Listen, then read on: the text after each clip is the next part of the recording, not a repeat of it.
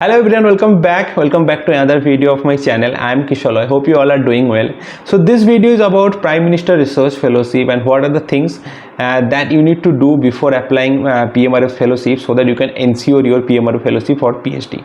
So as you know, I have received this prestigious PMRF Fellowship for my PhD tenure, and couple of months back when I received this fellowship, I made a detailed video regarding it, like what are the time that you can apply for PMRF, what are the documents that you need to produce, what are the eligibility criteria, what are the granting institutions who provide this kind of fellowship. So everything I have discussed in a long video in my channel, and the link I will be given in the description, or it might come in the I button. So if you haven't checked that video yet, please go and check it out. Now this video is about that what are the things that you need to do to ensure your PMRF fellowship. So as you know, PMRF, not everybody used to get a PMRF fellowship. So there are very few percentage of PhD candidate used to awarded this PMRF fellowship. And what I realized that why I received this fellowship, so there are few parameters that I fulfilled. Because of that I have received this fellowship. That is a personal analysis, and that I'm going to share in this video, that what are the things that you need to ensure if you are applying for a PMRF fellowship, and so that whenever you will applying, you will receive that also. So that I am going to discuss in this video. So please do watch the video till end. And before starting the video, as I always say, if you are new to this particular channel, please subscribe my channel and hit the bell icon so that you get all the notifications regularly. Without further ado, let's get started into today's video. Now the first thing that you need to ensure is a pretty good GATE rank. So if you are someone who is in your final year of your undergraduate or BTech program, and if you are aspiring to do PhD in your future life from India, so then the first thing that you need to ensure is you should have a pretty good GATE rank. Because if you have a good GATE rank, then you have two advantages. First of all, your good GATE rank will make your CV much more stronger. So if you have a single digit GATE rank or double digit GATE rank, that actually signifies that you are a hardworking person and who cracked an exam like GATE, which is very competitive. And second thing is, if you have that much good GATE rank, then you can do your mtech from any good IITs or ISC or top NITs, and that will give you advantage in this kind of application where too many people will be applying for PMRF. And if the reviewer who will be reviewing your application, if he or she can notice that you are from a very good IITs or ISC, then you will be having an edge. You will be given the advantage that this guy is really good and this guy should be selected for the PMRF. So there are two advantages there if you have a pretty good GATE rank. So that's why you should always focus first on the GATE exam and have a pretty good GATE rank from the GATE exam, so that in future, after a couple of years, whenever you'll be applying for PMRF, you'll be having an advantage. And personally, I feel that I had a very good GATE rank in 2017. That is, as you all know, I had All India rank 37, and I personally feel this rank, and then after I have done my mtech from ISC, these two things plays a very crucial role or key factor behind my selection in PMRF. So if you're someone who is aspiring for PhD in India and thinking about applying PMRF, so first thing you need to do is appear for the GATE exam and have a pretty good GATE rank. Next important thing is CGPA.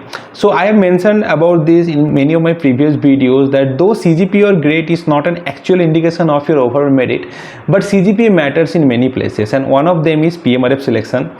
So for the eligibility criteria for applying for PMRF itself need a very good CGPA. So for applying for PMRF as a direct candidate, you need 8 in your mtech, 8 CGPA, and if you are applying for PMRF as a lateral candidate, you need 8.5 as CGPA in your first year of PhD.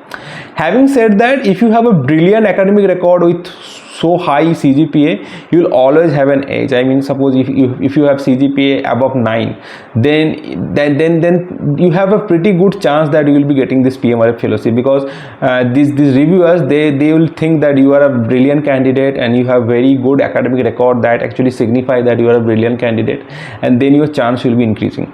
So personally, I feel that for my case also, I had 8.5 in my BTech and 8.81 in my mtech at ISC. The CGPA was like this, and this is not a very good CGPA, I would say, but this is a decent one, so that I'll get this PMRF fellowship easily.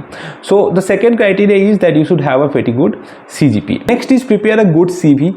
So you need to prepare a good CV stating all of your academic and professional achievements that you have done in your career so far, and you have to make a small but concise CV of maximum 2 pages. And in that CV, in the top, you must mention your research interest, because whenever the reviewer will open the CV, and in the top, if they can see your research interest, so that will be helpful for them to understand that which is the research domain that you work, and that will help them to evaluate your application. Then you mention about your all the academic details, all the projects that you have worked with, all the research experience. I mean, if you have done worked in some other companies as a research assistant or research engineer, then mention about that, and and give the reference of all the papers that you have worked with, if any. Then that also should be mentioned there. And at the bottom, you should mention about all the courses that you have done in your mtech. So these things you have to write in the CV in a very concise way, so that it should not be very lengthy. So it should be to the point. You should give all the links. I mean, link of your GitHub, link of your LinkedIn, link of your Google Scholar page. So every link and reference that should be there. So suppose you are mentioning about your particular paper, then give the link of that paper. Or suppose you are mentioning about a project that you have worked with, so then mention the GitHub repo where the code is there. So all these things you have to specify in your CV, so that whenever your reviewer will go through the CV, he will have a complete idea about what are the work that you have done so far, and that will help you to help them to decide about yourself. So I'll be given the link of my CV in the description. You can go and check it out. This is my current CV that I have used for my PMRF candidature application also. So you can refer that also. And if you want me to make a separate video on CV, that how to make a CV, so then please let me know. I'll make a separate video that will be helpful for you. Next thing is very crucial, that try to publish few research paper prior to applying for the PMRF. So though it's not a mandatory criteria that you need to publish a research paper for getting this kind of grant, but I hope you understand that this is a research fellowship, this is a research grant that government is giving you, and if you can showcase some of the papers that you have already worked on before applying for the PMRF, that will always give you some advantage. So try to, whenever you will be doing your mtech, so from that mtech project, try to get some paper. Or maybe if after mtech you are doing some work in some company, there also you try to get some publication out of your work, so that whenever you will be applying for the PMRF, you have some some kind of some research papers, couple of research papers ready for you, that you can showcase in your application. Personally, I can say whenever I was applying for the PMRF, I had 2 papers. So the mtech project at ISC, whichever project I have worked on, from there I had a paper in a conference. And before joining IIT Kharagpur as a PhD candidate, I was a research associate, and the work I had done then, that also I had published in a journal. So both these papers was there, it was published, and I have mentioned them in my CV, in my application. I have given the link, I have given the GitHub code report, everything I mentioned.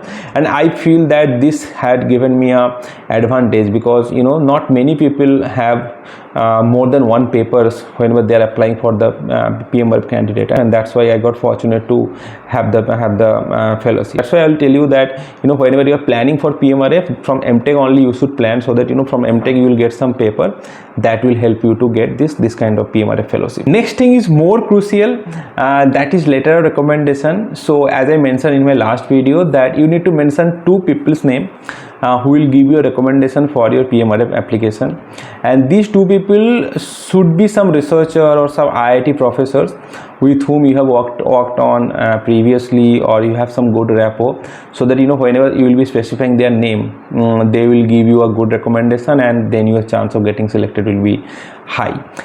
So you must first discuss with those people before giving their name as a recommender, because if you don't discuss and you just give the name, then they might get offended and won't give you a recommendation. So first make a informal discussion that whether they're willing to give you a recommendation or not, then only you put their name in the application, and they will get a separate mail after your application. Your application window will be over, so then they will get a separate mail, and where they will put their recommendation. So this is very, very important, because these professors and all, they are very reputed.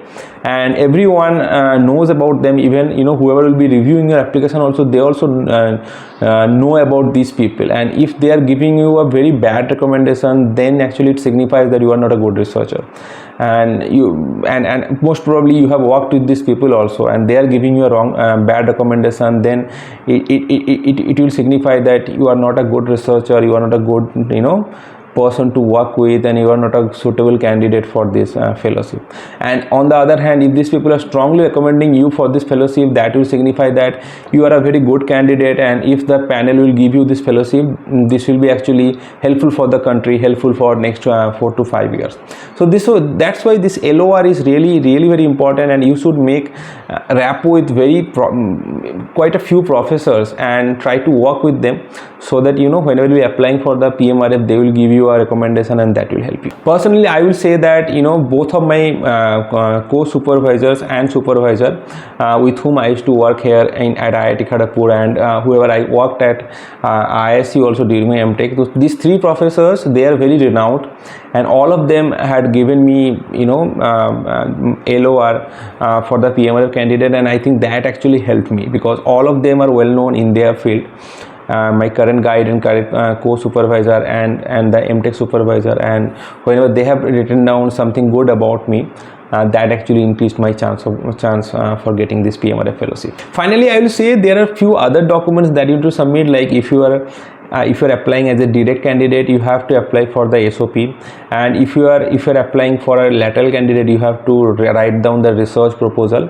So these things also you need to focus in the writing, and I would suggest take help from some senior person who have already applied for this kind of fellowship, and look into their SOP or research proposal, how they have written, and try to write down yours after referencing the documents that you are getting from the senior, because you won't have any idea that how to write a SOP, how to write a research proposal, and if you look into the others document, then you will have an idea that how to write this down. So writing this also will be really crucial, and once you write it down, verify it with your supervisor, so that they can also give you some input that what other things need to be changes. So these are the things that you need to do. I think if you do it correctly, all of these things, you will be getting this PMRF for sure. So yeah, that's it about this video. I have tried to explain that what are the things that you need to make sure before applying PMRF, so that you can guarantee that you will be getting a PMRF fellowship, and these are the things I have done before applying PMRF, and that's why I think that actually increases my probability of getting this PMRF fellowship. So I hope this will be helpful for many people in the coming years who will be applying for PMRF from different streams, and not only about computer science. I'm not talking about computer science, I'm talking about everyone, so that they also can prepare well before applying for the PMRF, and they can make sure that they are getting this fellowship. So that's it about this video. If you like this video, please like it and share this video to many other people. And if you are new to this particular channel, again I'm saying please subscribe my channel and hit the bell icon, so that you get all the notifications regularly. That's it about this video. I'll be meeting in the next video. Until then, bye.